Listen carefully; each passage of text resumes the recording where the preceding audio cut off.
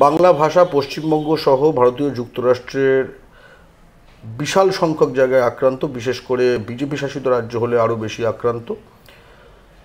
প্রথম কথা, বাংলা ভাষায় যদি কথা বলে, পশ্চিমবঙ্গের বাঙালি, ভারতীয় নাগরিক বাঙালি আমরা দেখেছি হিন্দু মুসলমান নির্বিশেষে তাদের ওপর হাজার হাজার এরকম বাঙালির ওপর আক্রমণ হয়েছে, লাঞ্ছনা হয়েছে, মারধর করা হয়েছে, লুট করা হয়েছে, ডিটেনশন ক্যাম্পে রাখা হয়েছে, গ্রেফতার করা হয়েছে।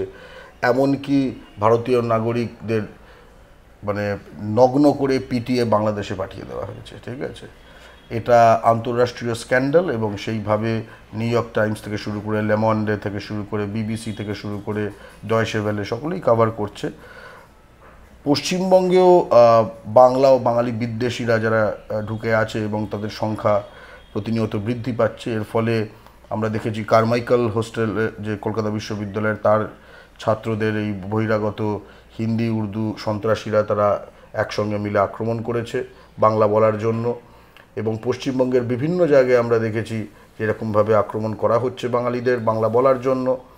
বাংলা ভাষায় পশ্চিমবঙ্গ এসএসসি হোক অথবা ডাব্লিউবিসিএস হোক, কোথাও বাংলা ভাষা বাধ্যতামূলকও না।